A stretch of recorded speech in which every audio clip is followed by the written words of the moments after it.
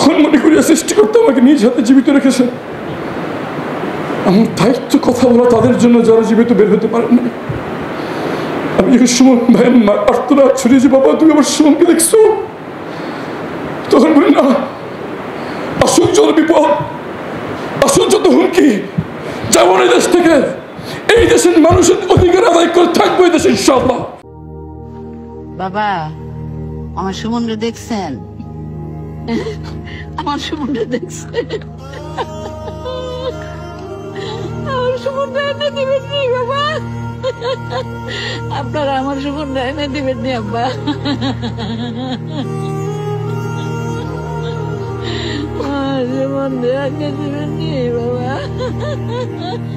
আমি কোন কুল হতে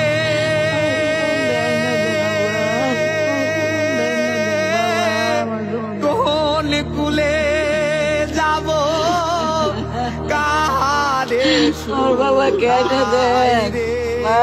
আমি শান্তি হয়ে আমার বাবারে দেখা, আমার বাবার নদীর কুল না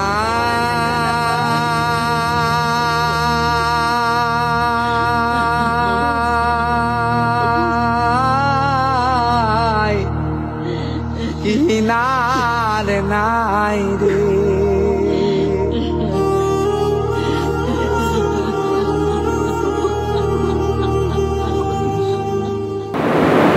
আমি নিজেকে বলছিলাম যে হতে পারে না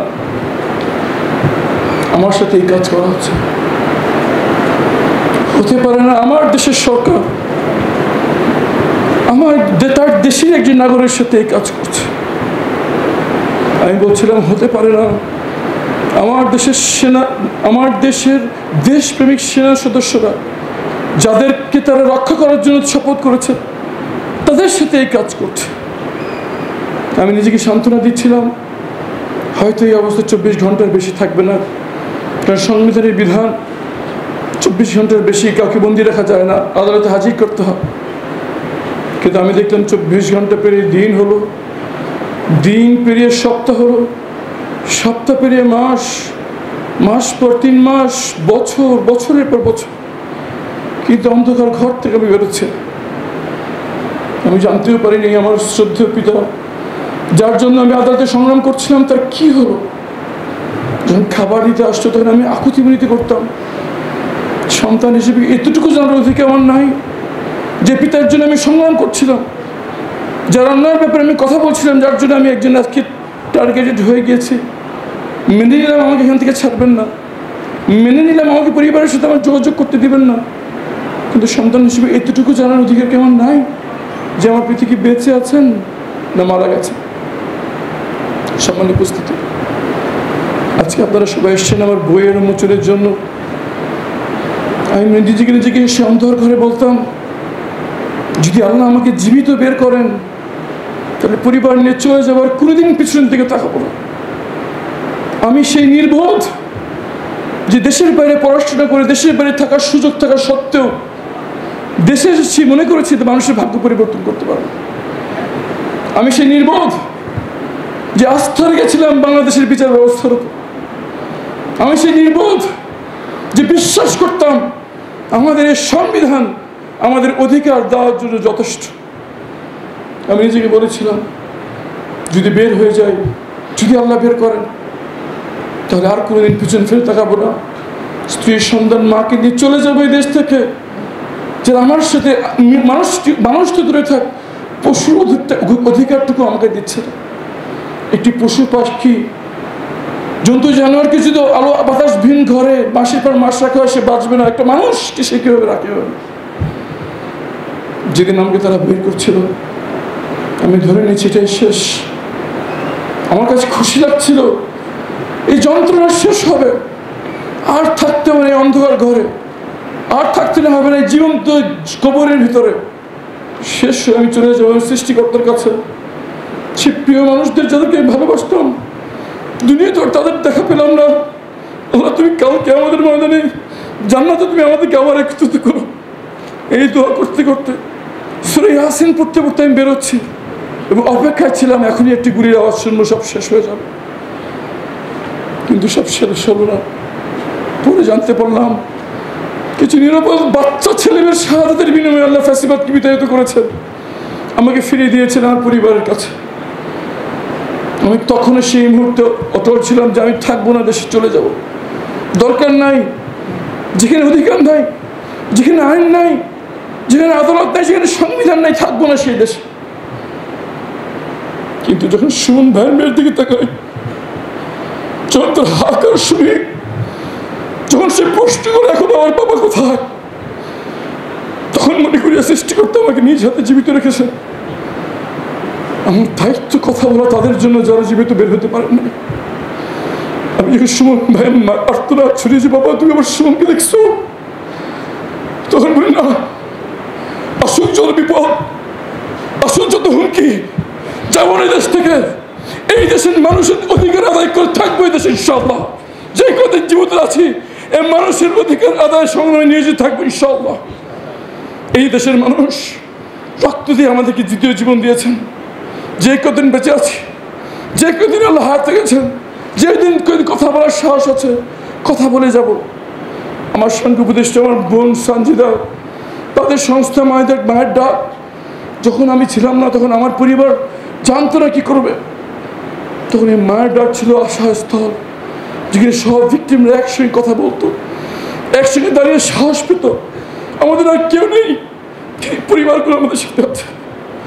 অন্তরে অন্তঃস্থল থেকে আমার বোন সঞ্জিদা ইসলাম তুলি, তার মা, তার বোন, তার পরিবার, যারা আমার রক্তের আত্মীয়রা যখন আমাদের পাশে থাকে নেই, তারা আমাদের পাশে ছিল। যখন কাউকে আমরা কেউ আমাদেরকে চিনত না, তারা আমাদের খোঁজখবর নিয়েছে, কথা বলেছে, জিজ্ঞেস করতো কোনো সমস্যা আছে কিনা। আর পরিবার কৃতজ্ঞ, আমি কৃতজ্ঞ। আমি কৃতজ্ঞ ইউভেড এবং অন্যান্য ভিক্টিমদের সংগঠন।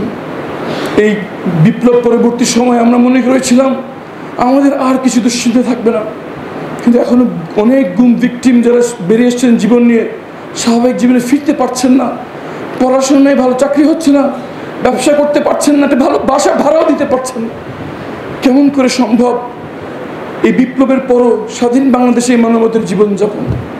সবার মাধ্যমে আহ্বান জানাচ্ছি অন্তর্বর্তী সরকারকে, এই বোনদের জন্য কিছু করুন, এই ভাইদের জন্য কিছু করুন, এই পরিবর্তনের জন্য কিছু করুন।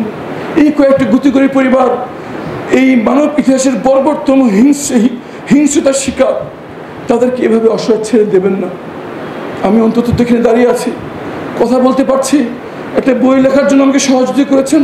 আমি দেখেছি সাংবাদিক ভাইরা সবাই এসছেন, কিন্তু হাজারো পরিবারকে তো আপনারা কেউ চেনেন না, তাদের কষ্ট কথা মানে শোনার কেউ নাই। তারা ডাকলে একটা সাংবাদিক ভাই ফোনও ওঠান না। তাদের জন্য অন্তর্বর্তী সরকারকে আহ্বান জানাচ্ছি, কিছু একটা করুন। আর যদি সরকার কিছু না করে, বাংলাদেশের যারা গুণগ্রহী আছেন, মানব সেবক আছেন দেশে দেশের বাইরে, এসব পরিবারকে ভুলে যাবেন না। তাদের সাথে যা করা হয়েছে, তারা এই দুনিয়ায় কোনো ক্ষতিপূরণ কোনোদিন সম্ভব না। হয়তো তাদের পাশে দাঁড়িয়ে সৃষ্টিকর্তাকে সন্তুষ্টি আমরা অর্জন করতে পারি। আজকে শুধু এই কথা বলে শেষ করছি, আমাদের হতাশ হলে চলবে না, আমাদের আস্থা রাখতে হবে। জুলাই যোদ্ধারা আমাদের আস্থার নতুন জীবন দিয়েছেন। যখন পুলিশ বাহিনী উধাও হয়ে গেছিল, তখন বাচ্চা ছেলেমেয়েরা যাদেরকে তার পিতামাতা তাদের কাছ থেকে কিছু আশা করে না, তারা রাস্তা দিয়ে ট্রাফিক কন্ট্রোল করেছেন। এই বাচ্চা ছেলেমেয়েরা আমাদেরকে আবার স্বপ্ন দেখতে শিখিয়েছে। আমি আবার স্বপ্ন দেখি এমন বাংলাদেশের, যেখানে থাকবে না আঞ্চলিকতার বৈষম্য, যেখানে থাকবে না মতাদর্শ ধর্ম নিয়ে বৈষম্য। আমার শুধু চিনব মানুষ, আমার শুধু চিনব কে নাগরিক। সবাই কাঁধে কাঁধ মিলিয়ে, হাতে হাত মিলিয়ে, ভাই বোনের মতো সবাই একসাথে বসবাস করব এবং পরবর্তী বংশধরদের জন্য একটি সুখী, সমৃদ্ধশালী, ঐক্যের বাংলাদেশ রেখে যাবো ইনশাআল্লাহ। সবাইকে আহ্বান জানাচ্ছি, আসুন আমাদের এই গুম পরিবারে আমরা যে মাঠে নেমেছি, বাংলাদেশের তরুণরা যে মাঠে নেমেছে, সকল ভেদাভেদ ভুলে পুরুষ, নারী, বয়স্ক সবাই আমাদের আমরা ভুলে যাই। আমরা মানুষ এবং নাগরিক। এই বাংলাদেশ আমাদের, এই বাংলাদেশকে আমাদেরকে পরিবর্তন করতেই হবে। এই বাংলাদেশকে আমাদের জন্য বসবাসযোগ্য করতেই হবে। এমন বাংলাদেশ আমাদের গড়তে হবে যেখানে সংবিধানের উপরে কেউ কথা বলতে পারবে না। একজন মানুষের অধিকার, সে যতই ক্ষমতাশীল ব্যক্তি হোক, সে যতই ক্ষমতাশীল দল হোক, সে যতই অধপত্যবাদী শক্তি হোক, আমার দেশের মানুষের অধিকার কেউ কোনোদিন নিতে পারবে না। এমন দেশ গড়ার কাজে আমরা আসুন সবাই একসঙ্গে ঝাঁপিয়ে পড়ি এবং নতুন বাংলাদেশের সূচনা না করে আমরা ঘরে ফিরব না। সবাইকে কষ্ট করে আসার জন্য, অনেকক্ষণ ধৈর্য ধরে কথা শোনার জন্য ধন্যবাদ। সম্মানীয় অতিথিবৃন্দ, এত ব্যস্ত সময়ের মধ্যে তারা এসছেন, অন্তস্থিত ধন্যবাদ জানাই। আমরা কৃতজ্ঞ আপনাদের এই সহযোগিতা, আমরা এই পর্যন্ত এসেছি। আপনারা সবাই যদি আমাদের সাথে থাকেন, হয়তো সেই স্বপ্নের বাংলাদেশ আমরা করতে পারবো। সবাইকে অসংখ্য ধন্যবাদ আসার জন্য। বিশেষ করে কৃতজ্ঞতা জানাচ্ছি ডাকসু এবং ভিপি সাদিক কাইয়ুম এবং অন্যান্য সদস্যদের যারা এই অনুষ্ঠানকে বাস্তবতা রূপ দিয়েছেন। অন্তর থেকে ধন্যবাদ জানাই প্রচ্ছদ প্রকাশনী, যারা আমার লেখার কোনো হাতই ছিল না, আমি শুধু মুখে অডিও রেকর্ড করেছি, আমার বোনেরা সেটা টাইপ করেছেন, তারা সেটা একটি বইয়ে রূপান্তর করেছেন। অনন্ত ধন্যবাদ তাদের এই নিরলস কাজের জন্য। এবং ধন্যবাদ কৃতজ্ঞতা জানাচ্ছি সাংবাদিক ভাই বোনেরা, যারা কষ্ট করে ব্যস্ততার মধ্যে এসছেন। আপনারা জাতির কণ্ঠস্বর, আমাদের কথাগুলোকে জাতির কাছে পৌঁছে দেবেন। হয়তো আমাদের কথা শুনে যারা ঘরে বসে আছে, তারা অনুপ্রেরণাভাবে মাঠে নেমে আসুন, সবাই মিলে গড়ি স্বপ্নের বাংলাদেশ। আসসালামু আলাইকুম রহমতুল্লাহ বারকাত। অসংখ্য ধন্যবাদ।